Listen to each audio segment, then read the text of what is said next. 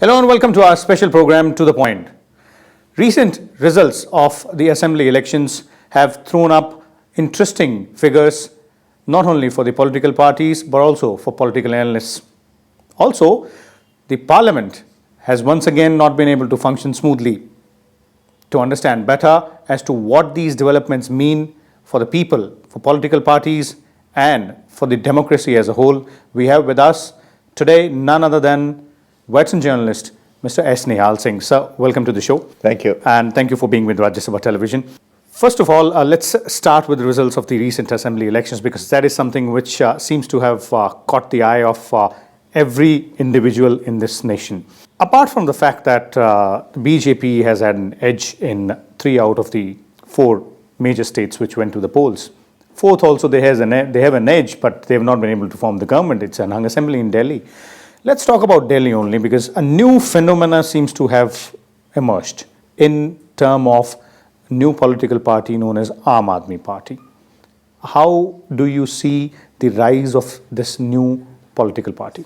I think it's of great significance for 2 reasons. One is we have seen movements before, whether it was Anna movement 2 years ago, in which, of course, Kajriwal was a prominent figure. And there have been other movements in the south, in west, various parts of the country. But for the first time, here was a person who said, look, I am going to fight not only from the outside, but from the inside the political system. That is the only way to change the system. There have been attempts before which have been episodic, but they haven't clicked. But in Delhi, and I think he was very wise to choose Delhi because it's a rather cosmopolitan and inter-regional area with a lot of different communities living together and, of course, religions. And he tried this experiment with fantastic results, I think. It's stunning. I mean, there is no other word for it. Because here is a political party which is 1 year old, walking away with nearly as many seats as the lead party, the Bharatiya Janata Party in this instance, making the Congress somewhat irrelevant in the Delhi context. So it was a fantastic result. But were you, as a political analyst, as a senior journalist, as a veteran of so many years of have seen the growth of politics in this nation, there were many people who did not see this coming. We'll talk about political parties later on. The watchers, the analysts, most of them didn't see it coming with such a huge bang. Did you anticipate? Did you anticipate that the figures will be this high, or was this expected to be somewhere around 4 or 5 seats? Well, I didn't anticipate this scale of the victory. No, I did not. If not 5 or 6, it was a question of 10, 15, and that is what most of the polls indicated as well. So this was a surprise for me as well as for everybody else, I think. Apart from the Aam Aadmi Party people themselves, who were confident and very confident.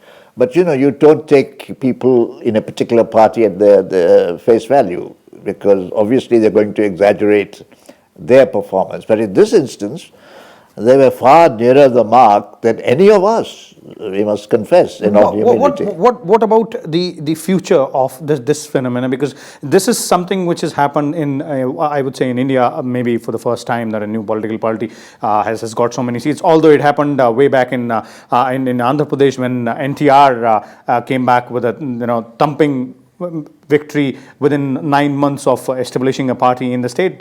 Though he had a screen presence, he had an aura around him.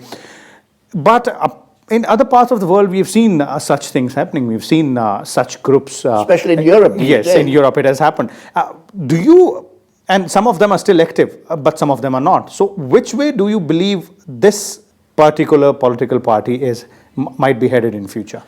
Well, frankly, it's very difficult to forecast, but I would imagine that the biggest problem will be a linguistic one to begin with, among other problems, and question of caste and communities and so on. But here, what facilitated them was the idiom of Hindustani or the spoken Hindi in Delhi.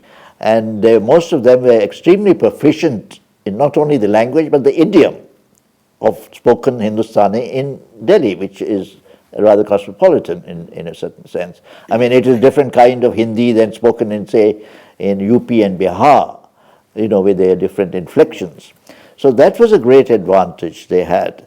Now, how they are going to tie up with the others remains to be seen, because obviously they'll have to work around clusters of local organizations or people with their feet on the ground, belonging to that area and that linguistic group, and the ability to communicate. Because what struck me here was the success of the Aam Party in their ability to communicate with the ordinary man, and at various levels, which was very interesting. It's not only the slums or the lower down levels. It was also in prosperous New Delhi areas, upper middle class people. So it was it's quite amazing. But now they're stuck in a very interesting situation out here. They've got numbers. They've got 28 seats out of 70. They're the second largest party. The first largest party, it's a hung assembly. The first largest party says that we don't have numbers, so we'll not be that much interested in going ahead and forming a government.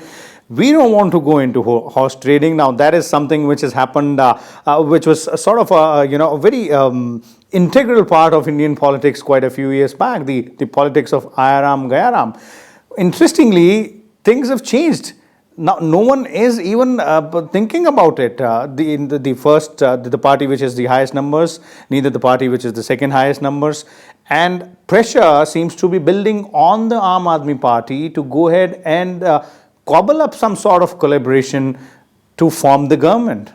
Well, as you know, there are different opinions in the leadership of the Aam Party. There's Prashant Bhushan, who said in a television program that why not give an issue-based support to the BJP and let them form a government, which was shot down at once by Kejriwal and Yogendra Yadav, their unannounced Grease, so to speak. It's a difficult situation because, of course, this is the Aam effect as far as the inability of the main party, which is just short of a few votes, to be able to form a government. Because to begin with, the BJP is making a virtue of necessity. Mm-hmm. Where do they get those 3 or 4 people? I mean, not from the Congress. There are 8 people and most of them are solid.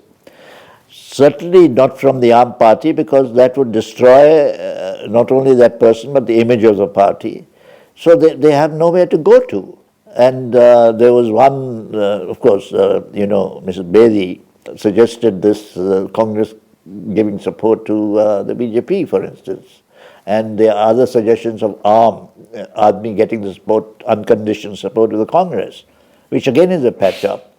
And the problem is that the people are really stuck in a groove, because whichever way they move will be very difficult. Where do they go? Okay, so interestingly, a very piquant situation for the Aam Aadmi Party. Now, we'll take a short break out here, and when we come back, we will ask Mr. Nihal Singh as to what exactly does it mean for Congress and BJP, these election results, because the two national parties have seen a lot of movement, while the Congress seems to have lost ground. BJP seems to have gained just 6 months ahead of general elections. Rahul Gandhi has to be projected. Now, there are 2 opinions in the party, as everybody knows. Welcome back. Mr. Nihal Singh is still with us. Sir, that was Delhi we were talking about. Let's talk about other results as well. If not, not only in Delhi, BJP has come back with a thumping majority in Madhya Pradesh. They've secured a major win in Rajasthan. They've managed to retain their government in Chhattisgarh. Is this the domino effect of the troubles for the Congress at the center, for the UPA government at the center, in terms of inflation, in terms of other issues, or was this very localized phenomena? Was this specific to all these states? Well, I think there are 2 aspects to it. One is that there were specific sort of special things concerning each of these areas. Madhya Pradesh was not so much of a surprise, except that they basically retained what they had gained 5 years earlier. Rajasthan was a much bigger surprise because they did phenomenally well, and we can discuss why later. But Chhattisgarh again was much more competitive compared to the other two. So shall we concentrate on these two? And of course Mizoram, which the Congress won handily. But among these states, the most important were Madhya Pradesh and Rajasthan. And they're big states. They have a large number of Lok Sabha seats, Yes, given, yes. and that's going to be really crucial for both parties. Yes, yes. Of course, the effort of the BJP, quite understandably, was to tout Mr. Narendra Modi as the factor, or one of the factors responsible for it. I think that is true to a certain extent, but in relation to Rajasthan, but not to Madhya Pradesh. Actually, the interesting point was that the pictures of Narendra Modi were largely missing in Madhya Pradesh. It was all the chief minister there who was featured as the man. Unlike in elsewhere in the other states, like in Rajasthan, I think he did have an impact. Yeah, in Madhya Pradesh, though Modi addressed fewer number of rallies, but in Rajasthan, the number of rallies addressed by Narendra Modi were 21. Yes, yes, and also I think it did have an impact, by all accounts, from people who were on the ground and monitoring the events. Now, as far as why the Congress fared so poorly, I think it was a combination of factors. One, price rise was very, very much the case. I mean, you know, it affected everybody at every level, almost, except for the very top, who didn't care much. That was one very important factor because it involved, especially the people lower down the scale, you know, it meant a lot of hardship for them. The second factor was, I think, the number of scams, whatever their accuracy of the allegations. I mean, there was this collective feeling of, you know, a government sort of submerged in one kind of scam or the other over the recent years and months. So these two were very important factors. The third factor, I think, was factionalism in the Congress. That came to the fore, especially in a place like Madhya Pradesh. And of course, it is suggested that if Madhuraj Scindia had been proposed as the future chief minister of Madhya Pradesh, he would have done much better. And apparently he clicked.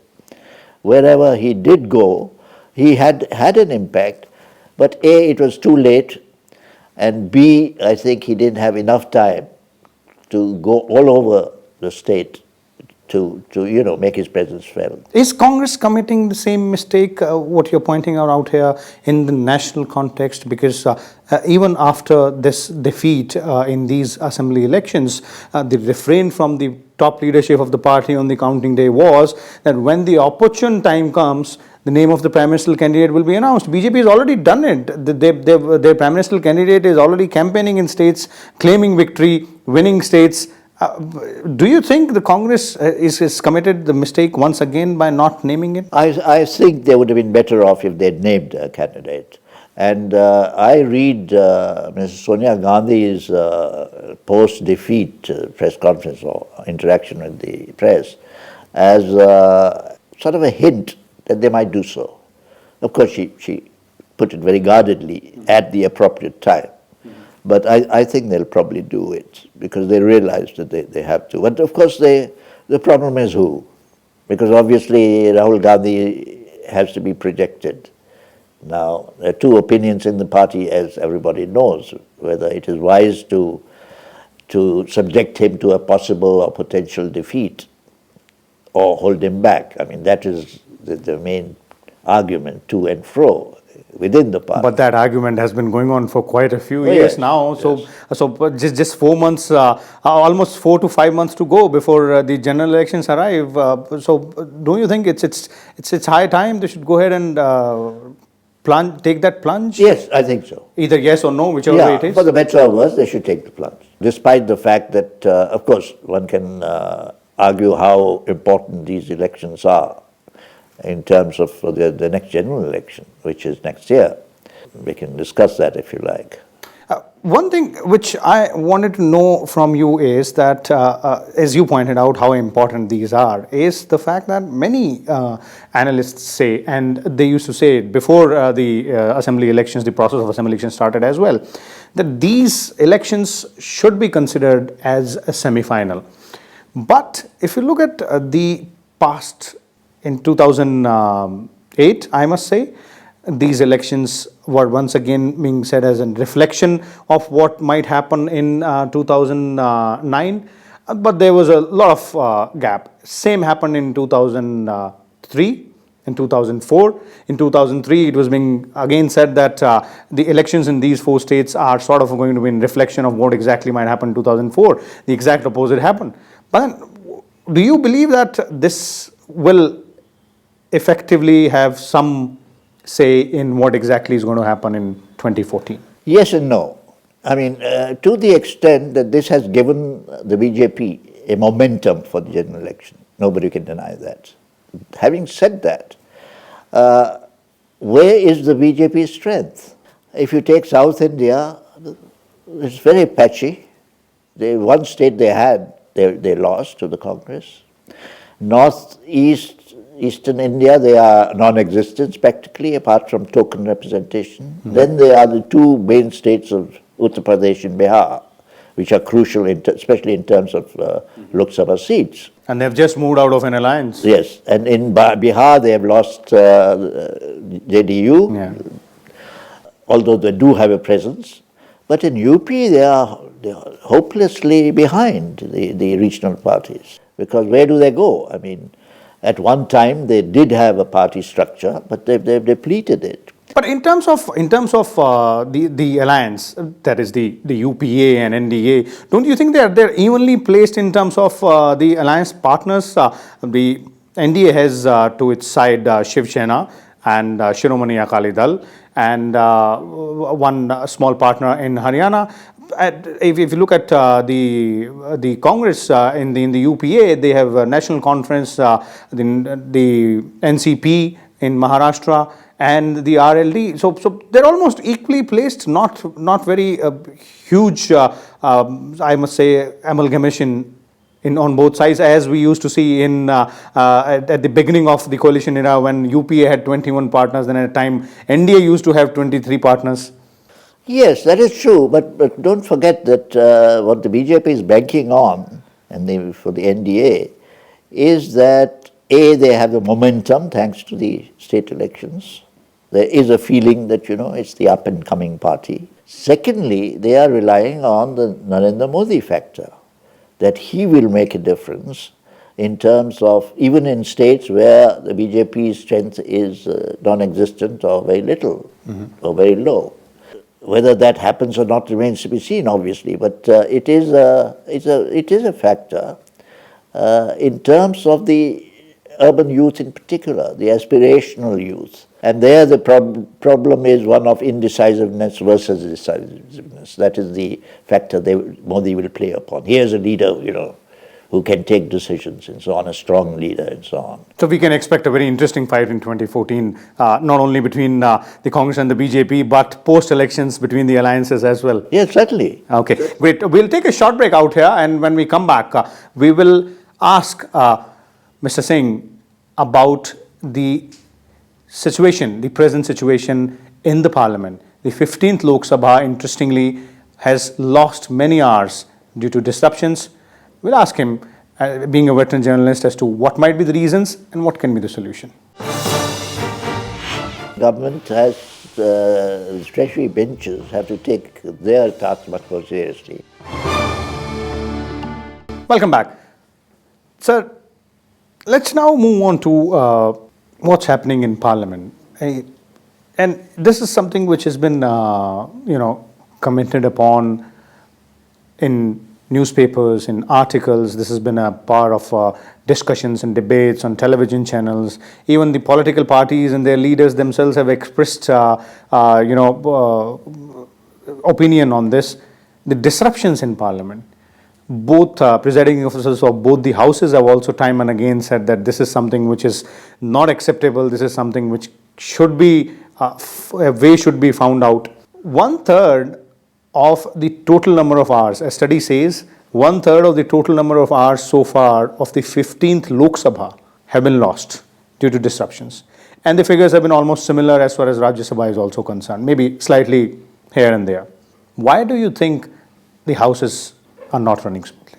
I think there are several factors. One is that you have a much sharper contestation that has come up between the political parties, or especially the main political parties, in recent times. Much more so than before. I mean, I've covered elections over the decades.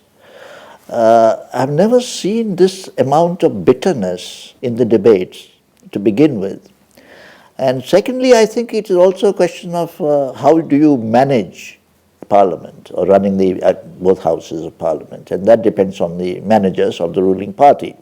Here again, I would fault the managers for not being able to get around the opposition, because normally, in parliamentary democracy, there's a lot of work behind the scenes, which means you talk to the leaders of the opposition privately, you negotiate with them up to a point and then arrive at something. And try and build a consensus Yes. on a sticky issue. Yes. And thus far, the BJP seems to have believed that its best bet is to be confrontational, to the disadvantage not only of parliamentary democracy, but the functioning of the government. Because, of course, what they will do is blame the government for not being able to run the two houses properly. But then, isn't it a joint responsibility? Yes, it would be government's responsibility to ensure that the house functions smoothly, to ensure that, as you were pointing out, they manage things properly. But then, isn't it the responsibility of both the government and the opposition, and not only government and the opposition, but every member who is sitting inside the house out there? Of course, because don't forget that this is the last substantive session of Parliament before the general election. There will be a technical vote on account before the election. Yeah, maybe sometime in January or Yes. February. Yeah. But this is the last substantive session of Parliament. And to whitewash it would be a great tragedy. And of course, my guess is that perhaps because the BJP feels that it is maybe on the verge of power, it will behave more responsibly, because if it does come to power in a coalition of whatever sort, which is a big if at the moment, it will need the cooperation of the Congress and the other parties, and not this self-destructive kind of force where we will get the better of the Congress and, berate it in various ways and so on. So when that phase comes, it's difficult to know. Either the whole session is a washout, or towards the end, there will be some discussion and legislation passed on crucial issues. One obvious issue is the Lokpal bill, Yeah. which was Anna Hazare, as you know, has started an indefinite fast. So there's a sense of urgency about it. But let's give it to political parties for once, and their leaders for once, that scoring brownie points over each other is a part of their business, is a part of their trade. It is part of politics. But despite that fact, why can't those brownie points be scored while debating inside the house rather than debating outside the house and getting the house disrupted? Well, that's a moot point. I think that's a question you have to ask the politicians, why they do it. Of course, there's an element of rowdiness involved. There's also a question of how seriously are new members of parliament, and there are a number of them, and new parties, take the responsibilities. I mean, that's an important point. Don't forget, and I know it because I've covered it for the Statesman Parliament in the days of Nehru. And Nehru religiously sat through the question hour, every question hour, every time. And he took Parliament very seriously and gave the message that this is serious business, which has to be transacted, and the highest leader of the highest office holder in the land has to show it by participation. So, do you think it's because of the coalition politics that the functioning of the House has become a little disruptive? Because there are too many factors and there are too many players trying to assert themselves. Is that why it's happening? Well, I think there are many new parliamentarians. That's point one. Mm-hmm. And they don't care about the traditions of Parliament as much as the older lot used to. I refer to Nehru in particular. That is one factor. The other is the electronic media, because once they disrupt a parliament, they are on the telly, and they get prominence. Otherwise, their constituents wouldn't know that they are there. So the urge to get the eyeballs is there. Yes. The urge to figure as a national leader, and how do you do that if you are an inconsequential person in real terms? And then you make a hullabaloo and you go to the well of the house. Now, of course, with posters and so on. Where does the solution lie? Does the solution lie in slightly tinkering with some rules, or it is best left to the conscience of the politicians who are present there in the house? No, I think the government has, the treasury benches have to take their task much more seriously in terms of emulating Nehru to the extent possible, because that's not often done. They have other occupations. Of course, everybody in a position of responsibility has that. But you have to show that you are serious towards Parliament. Now, if you dismiss Parliament as, also an institution but not of great importance, that is a wrong attitude, I think. So the parliamentarians themselves will have to improve themselves. I mean, there's no other way of doing it, because there are rules, as we know. There are all kinds of rules. And those rules have been flouted, but those rules have also governed the House for quite a few years in the earlier phases of the democracy, as you were pointing out during Nehru's time. So let's hope that these rules are being followed properly, and let's also hope that we might see smoother functioning of both houses of Parliament and a lot more interesting political debates, a lot more interesting political activities, given the fact that 2014 is just around the corner. Thank you for watching, and keep watching Rajya Sabha Television.